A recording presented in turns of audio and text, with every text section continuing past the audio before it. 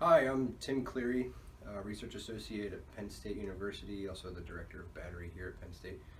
I wanted to make a quick video showing you how to set up any PC, just about any PC, to run in a Simulink Real-Time Target configuration. This is really useful for a lot of things, specifically hardware in loop or any controller testing. So let's get started. First, we have any PC. This is literally a PC from one of our labs, a retired PC, so it's a little bit older of a processor, in Intel Duo or Intel Core something or other, may or may not even be multi-core. Showing you the backside intentionally. There's not much you need. Power, there's a USB cable for a keyboard here, Ethernet connection, and VGA. So we're gonna turn this sucker on. Hit the power button. Let's just see what we have.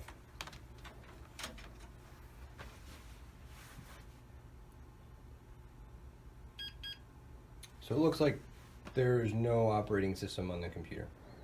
Alright, what we want to do is set this computer up to network boot, and then we'll boot it using SLRT, Simulink Real-Time Target. So we're going to reboot, get into the BIOS. Every BIOS is different, but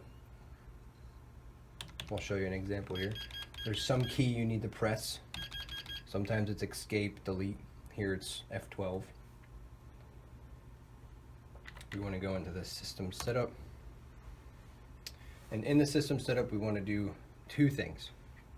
We want to disable all other booting devices, enable LAN, and turn on PXE option. So let's just scroll down here. Here are all the devices that are set to boot. Before we do that, let's just go to our integrated NIC network interface controller. Every computer has one. That is basically a chip this is connected to. For the most part, all SLRT will work with many computers. The only restriction is the Ethernet card or chipset. This computer happens to have one that's supported. I'll include a link of supported Ethernet chipsets. If not, you could easily add a supported PCI card with that chipset and do the same thing. The BIOS will recognize that card, just have to enable PXE. So let's go ahead and enable PXE so we can boot. Let's go back to boot sequence. Let's disable all these. Okay, so I've disabled all the other devices from booting, and I've enabled integrated network interface controller in PXE mode. That's it. That's all the BIOS settings. Again, your BIOS is likely going to be different, but that's all you need to do. Now we'll reboot.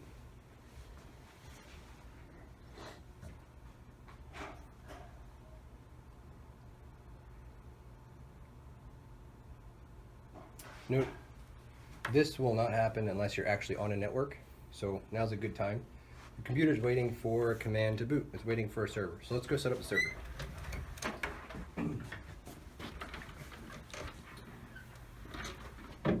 Host computer, target computer. So on the host computer, let's open up MathWorks software.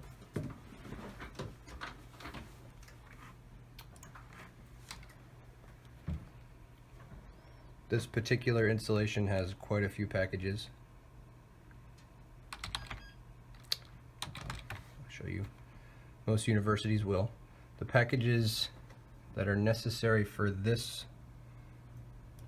example are basically Simulink and Simulink Real-Time. Again, likely you have many. So let's get started. First thing we want to do is open the Simulink Real-Time Target Explorer. Use the command SLRT EXPLR. That'll open a GUI. That'll allow us to set up the target PC. This is the target PC. You could have many. Just keep adding them if you'd like.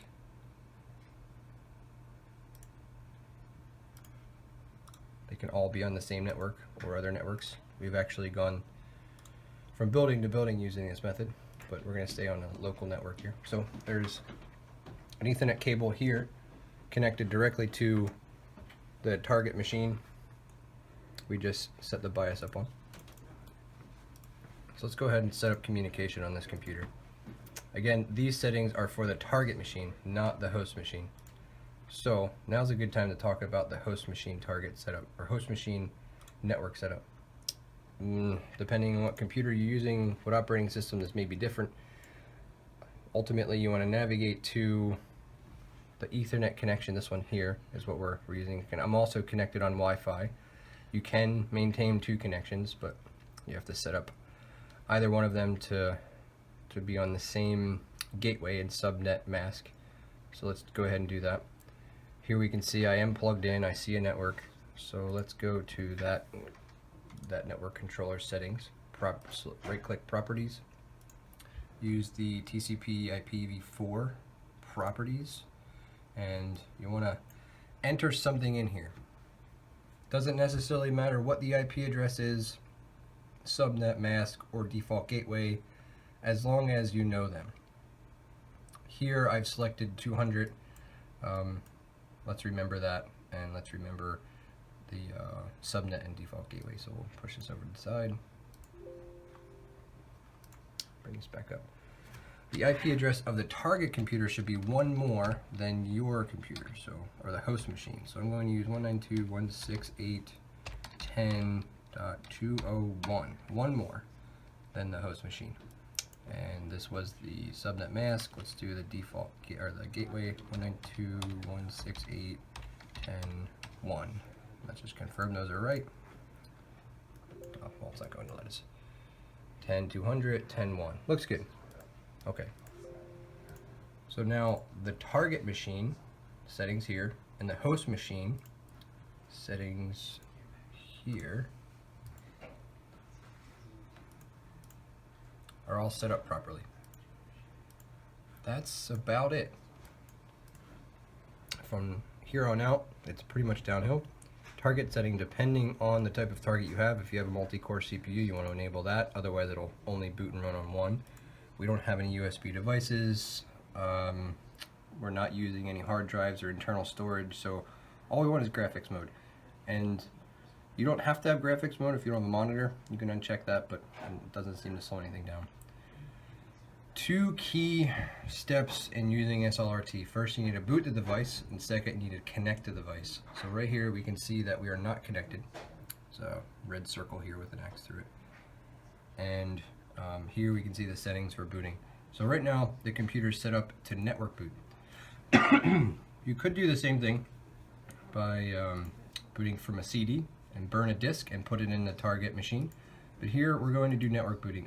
I recommend network booting because with CD or all the other options, you're fixed to the MATLAB version you're running when you create it. So here, we're running 2015A MATLAB Simulink Real-Time version 6.2. So if you have anybody else that doesn't have that exact version, they won't be able to connect unless it's network and they do this themselves. So I prefer network. Let's go ahead and create the boot disk. We're not really creating a boot disk as much as we're creating a server. Here you go. Server's booted. Server's on. So now we're ready to boot the target machine. Let's go back over to that. It's like the power. So you can see the boot failed. Ethernet cable directly connected. Turn the power off. Power back on.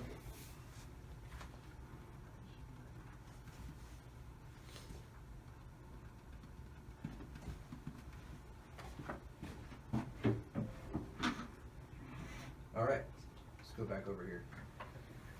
The screen will pop up. It'll say it's identified a computer that wants to boot, and there's that IP address you programmed. So yes, I want to allow that to boot. Here we go. It's booting the target, and go back over to the target. There we go. We have our boot screen. Wonderful. So we've booted the target over a LAN connection, and let's go ahead and see if we can't connect. So all of our settings. Close those up. Let's go ahead and connect. Select the SLRT Target PC and the connect button. Oh no. Bummer.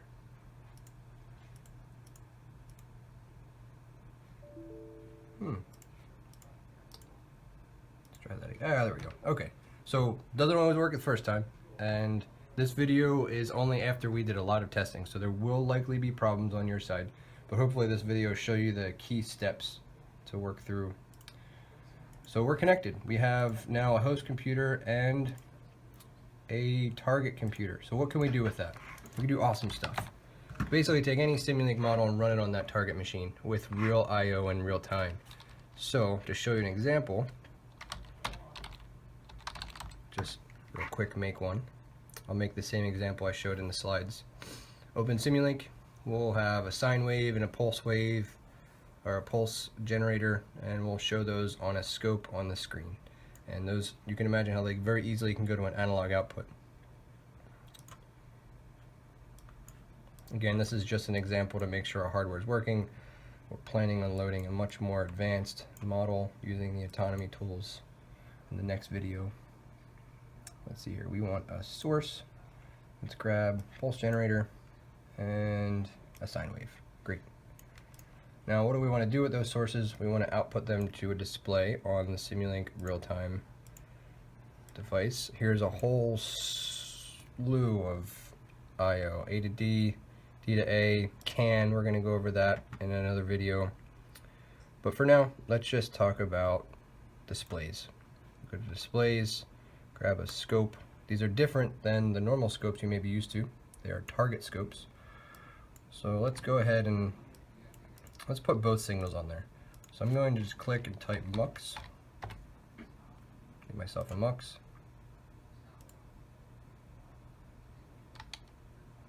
Hopefully. Maybe not. One more time. There we go. Okay, MUX with 2 inputs. Now this will allow us to input both signals into the same scope. You can have more than one scope. But for this example, just use one. I think you're limited to 4. So we have 2 signals going into a MUX into a scope. Now, if we can compile this and put it onto the target, we'll see these signals.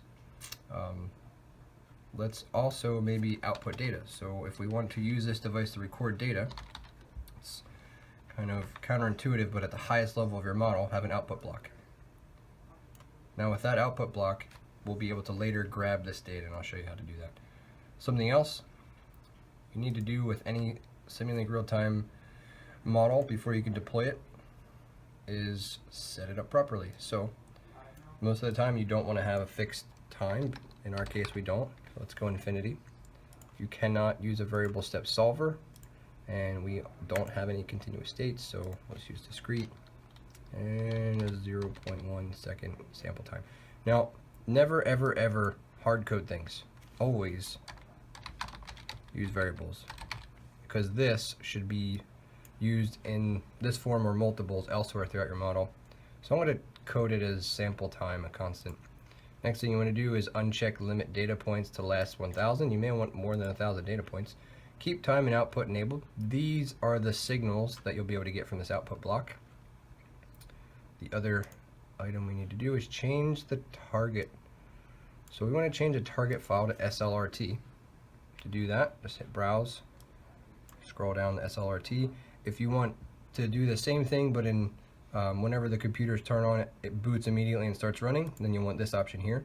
That's pretty good for a controller.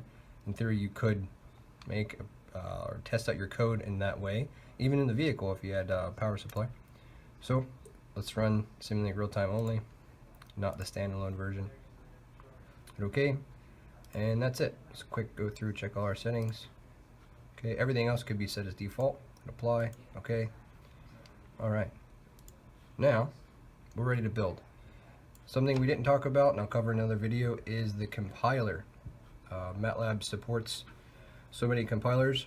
I'm using C++ Visual Studio. It's a free download, and the Windows SDK 7.1 is what they recommend, but I'm running Windows 10, so it doesn't work with Windows 10.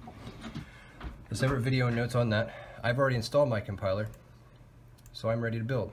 There's several options to build. You can just hit this build button here, or Real-Time Workshop BUILD, and then the model name. We haven't saved it yet, so can't do that. Let's go ahead and save our model. Save it as untitled and close it.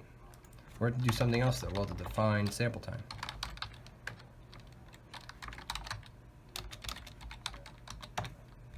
Well, where is sample time used? We know it's used in the model configuration. but it should also be using this block here. Again, you could use a multiple of this if you want to slow things down. There we go. That's it. Save, close, real-time workshop, build, model name, enter. I like doing it this way because you can see the progress through the command window. Here's the compiling. That won't work. It'll error there if you don't have a compiler. Look at that. We're connected to our target and we're ready to go.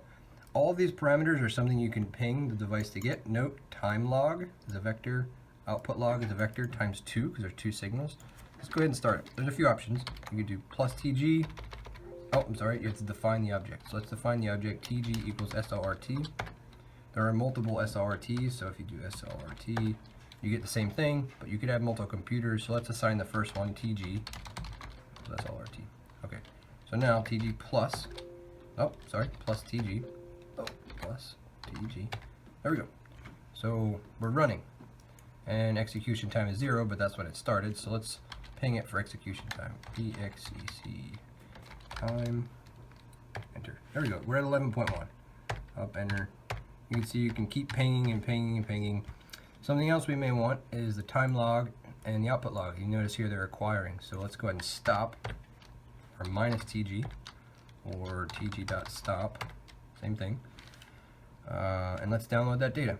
Looks like we have 248 samples and in time and in output. So I did this previously, a nice quick shortcut. Data equals tg.output-log, time equals tg.time-log. Great. There we go. We've downloaded them. I have my data array and my time array. And let's plot them really quick. Just plot those signals. What do they look like? There we go. So this is data from the target machine. And I guess we'll run that one more time. So tg.start. Let's show you the target screen. Target screen's running. See up here, there's the execution time. You don't necessarily need this monitor, but it's nice to see things going on. This in another video, we're going to load a full vehicle model and show you maybe the vehicle trace for speed here. One of the parameters in the scope, target scope block, is how often this updates, and it's set to a pretty large number. That's why it took a while to update, but there we go. You could have this sliding, you could have it update by redraw, many different options. So I'd recommend decreasing the number of samples it takes to update because that's really slow. Okay, that concludes the example on how to set up an SLRT computer.